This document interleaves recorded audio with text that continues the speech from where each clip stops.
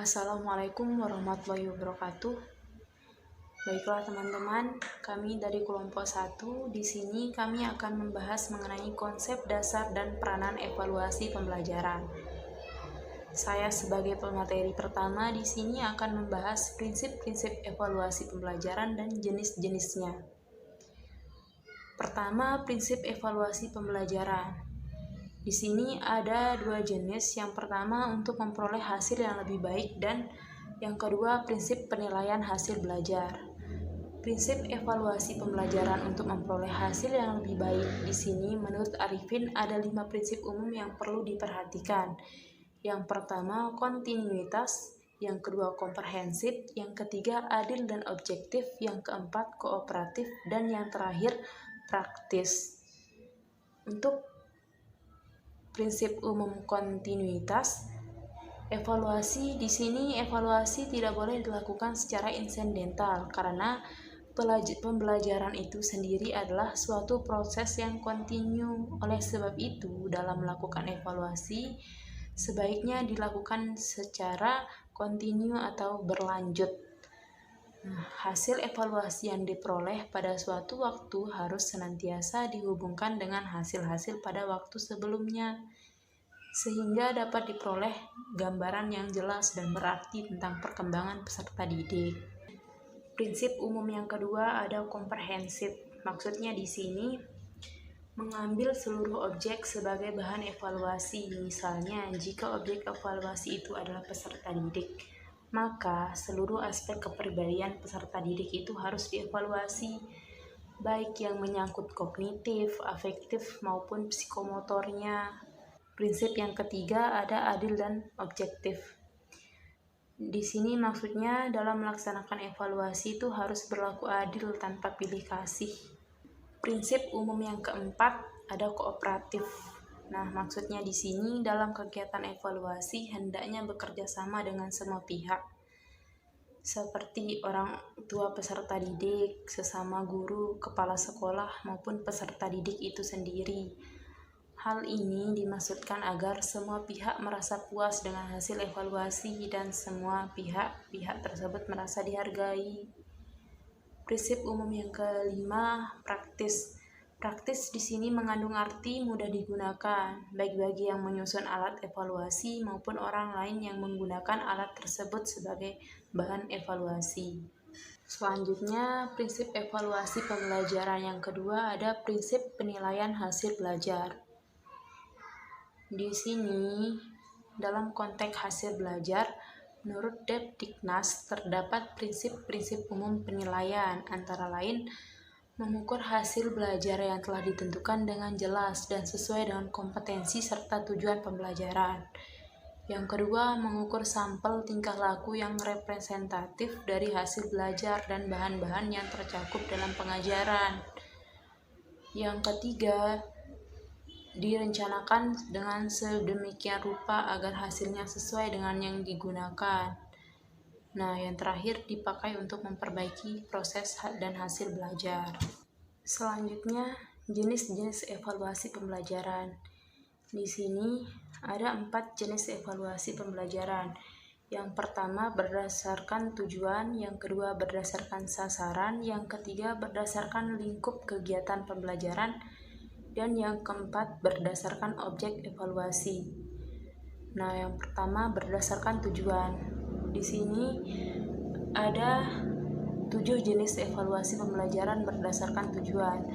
Yang pertama pre-test dan post-test, yang kedua evaluasi pembelajaran diagnostik, yang ketiga evaluasi pembelajaran selektif, yang ketiga evaluasi penempatan, yang kelima evaluasi formatif, yang keenam evaluasi sumatif, dan yang terakhir yang ketujuh ujian nasional atau UN.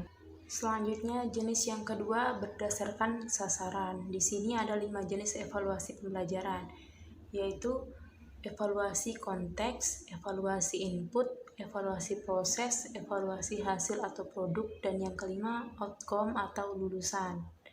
Selanjutnya berdasarkan lingkup kegiatan pembelajaran ada 3 jenis evaluasi. Yang pertama evaluasi program pembelajaran, yang kedua evaluasi proses pembelajaran, dan yang ketiga evaluasi hasil pembelajaran. Selanjutnya, jenis evaluasi pembelajaran yang terakhir ada berdasarkan objek evaluasi.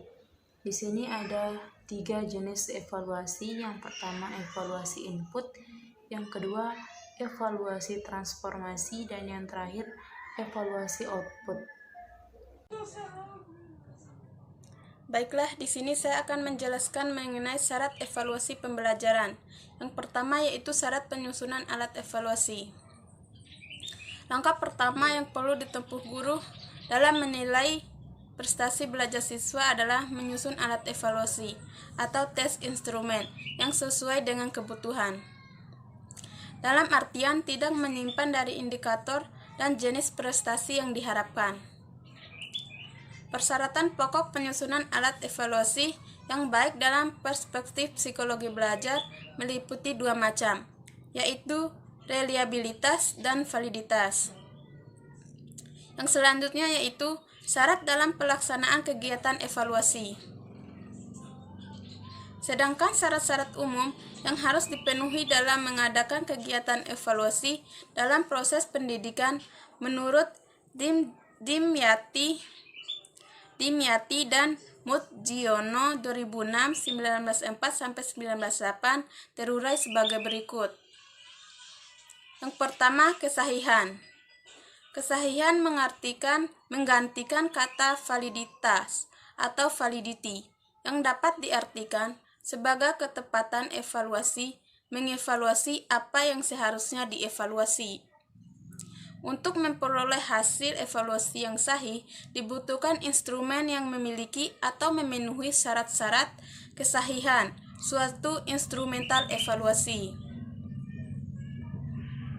Kesahihan instrumen evaluasi diperoleh melalui hasil pemikiran dan hasil pengalaman. Yang selanjutnya itu keterandalan. Keterandalan evaluasi berhubungan dengan masalah kepercayaan, yakni tingkat kepercayaan bahwa suatu instrumen evaluasi mampu memberikan hasil yang tepat. Dengan kata lain, keterandalan dapat kita artikan sebagai tingkat kepercayaan keajengan hasil evaluasi yang diperoleh dari suatu instrumen evaluasi. Selanjutnya yaitu kepraktisan. Kepraktisan evaluasi dapat diartikan sebagai kemudahan-kemudahan yang ada pada instrumen evaluasi, baik dalam mempersiapkan, menggunakan, menginterpretasi atau memperoleh hasil, maupun kemudahan dalam menyimpannya. Materi selanjutnya yaitu ragam bentuk alat evaluasi dan sasaran evaluasi. Yang pertama, ragam bentuk alat evaluasi. Secara garis besar, ragam alat evaluasi terdiri atas 2 macam bentuk, yaitu bentuk objektif dan bentuk subjektif. Assalamualaikum warahmatullahi wabarakatuh. Nama saya Sri Sumiati. Saya dari kelas 6A PIOT Unmataram. Di sini saya akan membahas terkait dengan sasaran dan peranan evaluasi pembelajaran anak usia dini. Nah, sasaran evaluasi pembelajaran adalah segala sesuatu yang menjadi titik pusat pengamatan karena ingin mendapatkan sebuah informasi dari sesuatu tersebut. Unsur-unsur sasaran evaluasi pembelajaran meliputi 3 hal. Yang pertama itu input, yang kedua transformasi, yang ketiga adalah output. Di mana input ini adalah calon siswa sebagai pribadi yang utuh dapat ditinjau dari berbagai segi yang meliputi macam-macam hasil bentuk tes yang digunakan sebagai alat untuk mengukur. Aspek-aspek yang mencakup rohani terdapat 4 hal. Yang pertama adalah kemampuan, yang kedua adalah kepribadian, yang ketiga adalah sikap-sikap, yang keempat adalah intelijensi. Unsur-unsur transformasi yang menjadi objek penilaian adalah yang pertama itu kurikulum atau materi, yang kedua adalah metode atau cara penilaian, yang ketiga adalah sasaran pendidikan, dan yang keempat adalah sistem administrasi, kelima adalah guru dan personal lainnya. Output penilaian terhadap lulusan suatu sekolah dilakukan untuk mengetahui seberapa jauh tingkat pencapaian atau prestasi mereka selama mengikuti pelajaran berlangsung. Alat yang digunakan untuk mengetahui pencapaian yaitu disebut dengan tes pencapaian. Nah, yang kedua adalah peranan evaluasi pembelajaran. Peranan evaluasi dalam pembelajaran meliputi pengembangan dan akreditasi. Yang pertama adalah pengembangan. Untuk pengembangan suatu pendidikan meliputi program, yang pertama itu program studi, kurikulum program pembelajaran, desain pembelajaran yang hakikatnya adalah pengembangan dalam bidang pencapaian. Mungkin itu saja yang bisa saya sampaikan. Lebih dan kurangnya saya mohon maaf. Wabillahi taufiq wal hidayah. Wassalamualaikum warahmatullahi wabarakatuh. Oke, baiklah, saya akan lanjutkan penjelasan dari Sri Sumiati. Jadi yang kedua itu pihak yang terkait dalam evaluasi pembelajaran. Di sini juga pihak-pihak yang terkait dalam evaluasi pembelajaran itu ada 3. Yang pertama itu guru, yang kedua itu peserta didik, dan yang ketiga itu sekolah. Jadi saya akan menjelaskan secara bertahap tentang pihak-pihak yang terkait ini. Jadi yang pertama guru. Peran guru dalam penilaian lebih efektif jika mampu memanfaatkan informasi hasil penilaian melalui umpan balik. Umpan balik di sini maksudnya adalah sasarannya itu bagi guru dan siswa untuk mengetahui sejauh mana kemajuan pembelajaran yang telah mereka lakukan. Di sini juga ada 5 hal yang harus dimiliki oleh guru agar ia itu dapat dikatakan seorang yang profesional. Yang pertama itu guru mempunyai komitmen pada siswa dan proses belajarnya. Yang kedua itu guru menguasai secara mendalam bahan atau mata pelajaran yang akan diajarkan dan cara mengajarnya nanti pada para siswa. Yang ketiga itu guru bertanggung jawab memantau hasil belajar siswa melalui berbagai cara evaluasi. Di sini cara-cara evaluasinya itu bisa dikatakan dengan memberi tugas, ujian, atau latihan-latihan dan sebagainya. Yang keempat itu guru mampu berpikir secara sistematis tentang apa yang dilakukan dan belajar dari pengalamannya sendiri. Yang kelima itu guru seyogyanya merupakan bagian dari masyarakat belajar dalam lingkungan profesi. Yang kedua itu peserta didik. Jadi di sini dengan adanya evaluasi, maka peserta didik dapat mengetahui sejauh mana ia telah menguasai pembelajaran yang telah diberikan oleh seorang guru.